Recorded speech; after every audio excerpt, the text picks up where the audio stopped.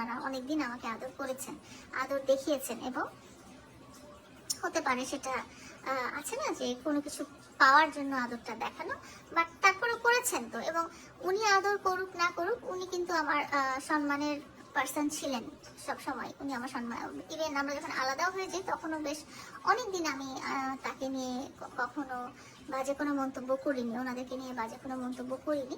পরবর্তীতে দেখা গেছে তার কিছু কিছু কথা আমাকে খুব অপমান করেছে, বা তার ছেলের আসলে তার কিছু কথার চেয়ে বেশি হয়েছে যে মামুনের কিছু কথায়, মামুন আমার মা বাবা, আমার সন্তান, আমার এক্স হাজবেন্ড, এদেরকে নিয়ে এমন গালাগালি এবং এমন খারাপ কিছু মন্তব্য করে লাইভ করেছে একের পর এক। তো সেটা থেকে আমার মনে হয়েছে যে আমার মামুনকেও বোঝানো উচিত ছিল যে মামুন দেখো, মা বাবাকে নিয়ে কেউ কথা বললে কতটা খারাপ লাগে। সেই হিসেবে হয়তো আমি কিছু বলে ফেলেছি, হয়তো না, আমি বলেই ফেলেছি। কারণ মামুন শুরু করেছিল ব্যাপারটা যে সে আমার বাবা মাকে নিয়ে, আমার বাচ্চাদেরকে নিয়ে অনেক আজে বাজে কথা বলেছিল। আমার বাবা মার নাম উচ্চারণ করে করে বলেছিল, আমার বাবা যিনি মারা গেছেন তার নামটা উচ্চারণ করে করে সে অনেক গালাগালি এবং খারাপ কথা বলেছিল। তো তার পরিপ্রেক্ষিতে আমিও বলে ফেলেছিলাম যে দেখো, এরকম তার মাকে নিয়ে অনেক কথা বলে ফেলেছি, বাবাকে নিয়ে কখনো বলিনি আজ পর্যন্ত। সো মাকে নিয়ে বা বোনকে নিয়ে হয়তো বলেছি, হয়তো না বলেছি, এটা আমি স্বীকার করবো। কারণ হচ্ছে যে তারাও আমাকে নিয়ে বিভিন্ন ট্রল করেছে। তার বোন আমার ভিডিওতে জুতা দেখিয়েছে, আমাকে নিয়ে নানা রকম ক্যাপশন দিয়ে লেখা দিয়েছে। আমার মনে হয় যে এই জিনিসটা আমি তাদের সাথে করেছিলাম, বিকজ তাদের সাথে আমার ফিজিক্যাল কমিউনিকেশনটা তাদের এন্ড থেকে টোটালি বন্ধ করে দিয়েছিল। 2024 সাল থেকে নিয়ে এখন পর্যন্ত মামুনের মা, মামুনের বাবা, মামুনের বোন এবং মামুনের বন্ধুরা আমাকে কিন্তু ফোনে ব্লক করে রেখেছে। তো তাদের সাথে আমার ডাইরেক্টলি কথা বলার কোনো সুযোগ নাই। তাদেরকে ইচ্ছা করলে আমি একটা কল দিতে পারি না, বা ইচ্ছা করলে একটা টেক্সট দিতে পারি না। তারা যখন আমার এখান থেকে চলে যায়, তারা সবাই আমাকে ব্লক করে দিয়ে চলে যায়।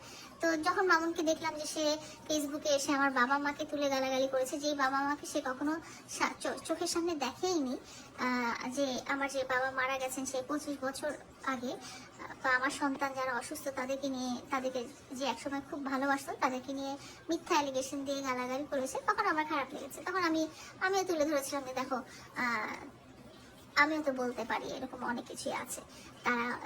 তারা সন্তানকে মানুষ করতে পারে নাই, বা তারা তাদের সন্তানকে ঠিক মতো শিক্ষা দিতে পারে নাই। তো যাই হোক, আমি আজকের পর্যায়ে যখন আমি শুনলাম আমার আইনজীবী যখন বক্তব্যগুলো দিচ্ছিলেন, তখন আমার মনে হয়েছে না, সবকিছু আসলে এক্সট্রিম পর্যায়ে চলে গেছে, সবকিছু আসলে অতিরিক্ত করা হয়ে যাচ্ছে, যেটা আসলে কারোরই কাম্য না। তো একটা খুব বলবো যে একটা ডার্টি গেম হয়ে গেছে আসলে। লিখনও খুব এক্সাইটেড হয়ে কিছু কথা বলেছে। আমি আসলে ওনার কোনো দোষ দিব না, আমার কোনো দোষ দিব না। কারণ হচ্ছে আমি সবসময় বলছি যে উনি বয়স্ক মানুষ, উনি যেটাই হোক, উনি সিনিয়র সিটিজেন, উনি একটা খারাপ মানুষ হোক, উনি একটা অশিক্ষিত মানুষ হোক, বা উনি একটা গরিব মানুষ হোক, বা উনি যেটাই হোক, উনি হচ্ছে মামুনের আম্মা।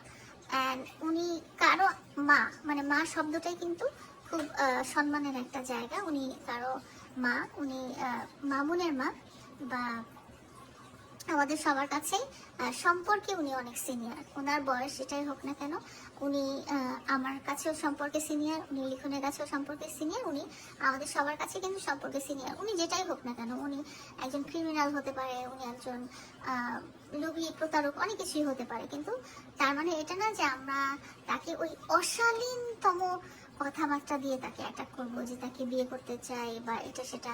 আমার মনে হয় লিখন এই পর্যায়ে আসলে যাওয়াটা ঠিক হয় নাই। তোমাকে সামনে পেলে হয়তো আমি কখনো বুঝিয়ে বলবো যে লিখন আসলে এই কাজটা আসলে ঠিক হয়নি।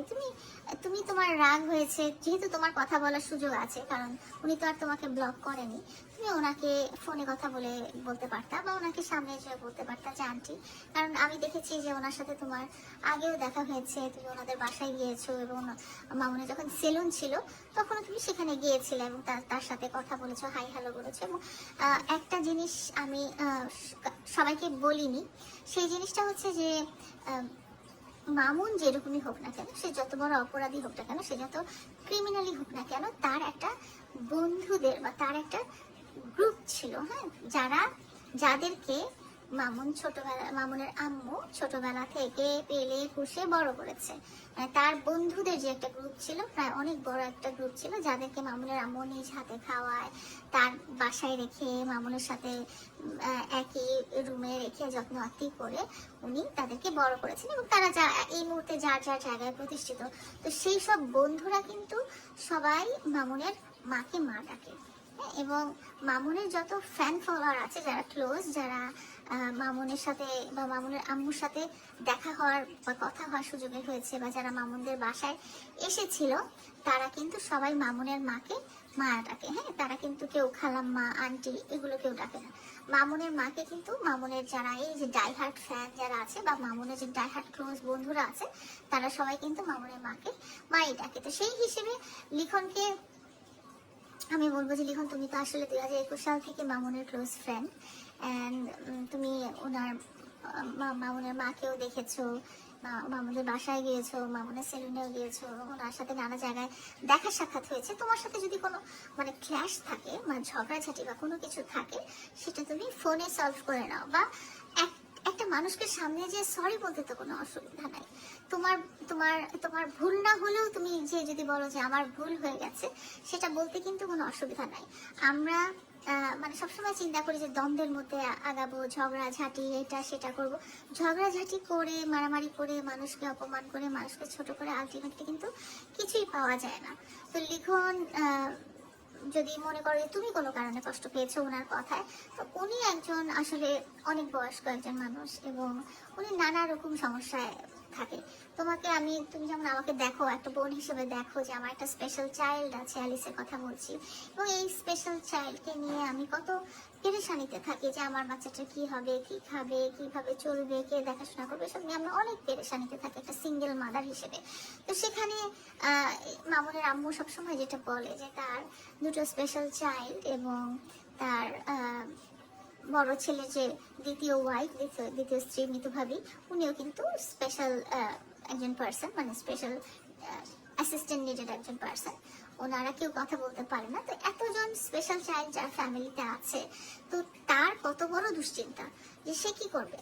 আর যাই হোক, মা তো আসলে সন্তানকে ফেলে দিতে পারে না। সন্তান যদি খুনিও হয়, সন্তান যদি রেপিস্টও হয়, ধর্ষণকারীও হয়, মা তো তার সন্তানকে ফেলে দিতে পারবে না। তো তার এই যে সন্তানরা এরকম কথা বলতে পারে না, স্পেশাল চাইল্ড যারা, এবং তাদের মামুনের কিন্তু বড় ভাইয়ের দুটো ছোট ছোট বাবু আছে। ওই ছোট ছোট বাবুরাও কিন্তু মানে ওদের ফ্যামিলিতেই বড় হচ্ছে, এবং এদের সবার দায়িত্ব কিন্তু মামুনের আম্মুর উপরে। কে কি খেলো, কে কি পড়লো, কে কি করবে, কে কি করবে না, যারা স্পেশাল মানুষ আর কি, স্পেশাল অ্যাসিস্ট্যান্ট লাগে যাদের, যেসব মানুষ, তারা কিন্তু স্বাভাবিক মানুষের মতো ওইভাবে চাকরি বাকরি বা বিজনেস অত স্মুথলি করতে পারে না। যদিও তারা শিক্ষিত, মামুনের ভাই বোন এবং ভাবি তিনজনই খুবই শিক্ষিত, কিন্তু তারা হচ্ছে যে সাধারণ মানুষের মতো ইয়ে করতে পারবে না, চাকরি করতে পারবে না বা ব্যবসা করতে পারবে না। হ্যাঁ, একদম। নাপা খাওয়াইছিলাম বোন, নাপা একটা সিট। আচ্ছা, গলায় একটু তেল দিয়ে হালকা করে কাপড়ে, কানে যেন বাতাস না লাগে, হ্যাঁ ওভাবে দিয়ে। তো এই তিনটা মানুষ ছাড়াও ওনার বড় ছেলে দুটো ছোট ছোট বাবু আছে, যারা পড়ালেখা বা যাদের ভরণ পোষণ, যারা কোন স্কুলে যাবে, কি খাবে না খাবে, এই সব কিছু কিন্তু ওনাকে দেখাশোনা করতে হয়। আর যেটা বলেছি যে মামুনের বাবাও কিন্তু একটু আলাভোলা টাইপের, মানে একটু ডিফারেন্ট টাইপের। হ্যাঁ, তো হয়তো আপনারা ভিডিওতে দেখেন নাই, কিন্তু এখন মাঝে মাঝে দেখছেন মামুনের আম্মুর পাশে, যে উনিও কিন্তু একটু ডিফারেন্ট মানুষ। তো সংসারে এতগুলো মানুষকে সামাল দিয়ে, বাড়ি ঘর ঠিকঠাক রেখে, গ্রামের বাড়ি ঠিক রেখে, শহরের বাড়ি ঠিক রেখে, মামুনের নানা রকম সমস্যা। মামুন তো মানে ডিফারেন্ট একটা পার্সন। ও মানে কোনো মা তো আসলে সন্তানকে খারাপ বলতে চায় না, কোনো মা তো আসলে সন্তানকে অপরাধী বলতে চায় না, কোনো মা আসলে সন্তানের খারাপ দিকগুলো মানুষের সামনে তুলে ধরতে চায় না। তার সন্তান যতই ক্রিমিনাল হোক না কেন, উনি সবসময় চাবে তার সন্তানকে প্রোটেক্ট করতে, কারণ সন্তান হচ্ছে তার নিজের অংশ। হ্যাঁ, তার শরীরের অংশ, তার মানে ওই সন্তানটা হচ্ছে একান্তই তার। ওই সন্তান যতই খারাপ হোক, যতই অপরাধী হোক, যতই খারাপ কাজ করুক, উনি তো চাইবে না কারোর সামনে নিজের সন্তানকে খারাপ হিসেবে তুলে ধরার জন্য। উনি সবসময় হাইড করার চেষ্টা করবে। তো এই সব কিছু মিলায় ওনার মানসিকতা, মন মানসিকতা কেমন থাকতে পারে? আর যেখানে মামুন ক্রমাগত অপরাধের সাথে যুক্ত হয়ে গেছে, বিভিন্ন ধরনের অপরাধ, মাদক এসবের সাথে যুক্ত, নারী কেলেঙ্কারি এসবের সাথে যুক্ত, তো উনি যেহেতু মামুনকে ঠিক করতে পারছেনই না, সো ওনার মনের মধ্যে কত দুশ্চিন্তা, হতাশা, কতটা খারাপ ফিলিংস ঘুরপাক করছে। তো উনি লিখন তোমাকে হয়তো রাগ করে বকাঝকা দিলেই ফেললো, বা উনি আমাকে রাগ করে বকাঝকা দিয়েই ফেললো, তার প্রত্যুত্তরে আমি হয়তো রাগারাগি করে বলেই ফেললাম যে উনি এটা করেছেন, ওটা করেছেন, সেটা করেছেন। কিন্তু আমার মনে হয় যে একজন মাকে নিয়ে অশালীনতাটা করা ঠিক না, এটা আমাদের বর্জন করা উচিত। আপনারা দেখবেন, হ্যাঁ, যে মামুনকে যখন প্রিজন ভ্যানে করে নিয়ে যাচ্ছে, গতবার কিন্তু আমি এরকমটা দেখিনি। হ্যাঁ, গতবার তার অনেক পাওয়ার ছিল হয়তো, বা তার পিছনে কোনো শক্তিশালী হাত ছিল, বা গতবার হয়তো তার সাথে টাকা পয়সা ছিল। একটা জিনিস আপনারা খেয়াল করবেন যে আমার মামলাগুলো যখন চলছিল তখন মামুনের অনেক বন্ধুরা কিন্তু মামুনের সাথে ছিল। অনেকজন, প্রায় 10-12 জন সবসময় তারা আদালতে গেছে, মামুনকে সাপোর্ট করেছে, মামুনের পাশে থেকেছে, মামুনকে প্রোটেক্ট করেছে। তখন কিন্তু ওর মা বাবাকে অতটা আদালতে দেখা যায়নি। কিন্তু এইবার যখন আমি দেখলাম যে মামুনকে নিয়ে যাচ্ছিল, তখন কিন্তু তার পাশে একটাও বন্ধু বান্ধব ছিল না। তার এই যে এতদিনের বন্ধু বান্ধব, যাদেরকে মামুনের আম্মু পেলে পুষে বড় করেছে, তারা কেউ তার পাশে ছিল না। যারা মামুনের মাকে মা ডাকে, এখনো মা ডাকে আমি জানি, তারাও কেউ মামুনের পাশে ছিল না। মামুনের পাশে তার একটা বন্ধু, একটা শুভাকাঙ্ক্ষী, একটা ফ্যান ফলোয়ার ছিল না। এই যেসব মানুষগুলো আমাকে এতদিন গালাগালি দিয়ে মামুনের সাথে থেকে থেকে ভিডিও বানিয়েছিল, তারা একজনও কিন্তু এবার মামুনের সাথে ছিল না। এবার পুরোটা সময় মামুনের মা, মামুনের বাবা দৌড়াদৌড়ি করেছে। সো মামুনের জন্য তো আপনারা দেখেছেন যে মামুনের মা কোর্টে কান্নাকাটি করেছে, দৌড়াদৌড়ি করেছে, কেরানীগঞ্জে যে কান্নাকাটি করেছে। তো মাই তো করবে, মানে দেখবেন যে ওখানে কিন্তু মামুনের চাচা, খালা, মামুনের কিন্তু বিশাল আত্মীয় স্বজন। আপনারা হয়তো এর আগে শুনেছেন যে মামুনের বেশ বড় লোক আত্মীয় স্বজন আছে, বেশ সলভেন্ট, যারা প্রফেসর, যারা ব্যবসায়ী, যারা বড় সরকারি কর্মকর্তা বা আইনজীবী, তারা কিন্তু কেউ মামুনের পাশে নাই, কেউ মামুনের সাথে নাই, কেউ মামুনের মারও পাশে নাই। মামুনের মার পাশে কারা?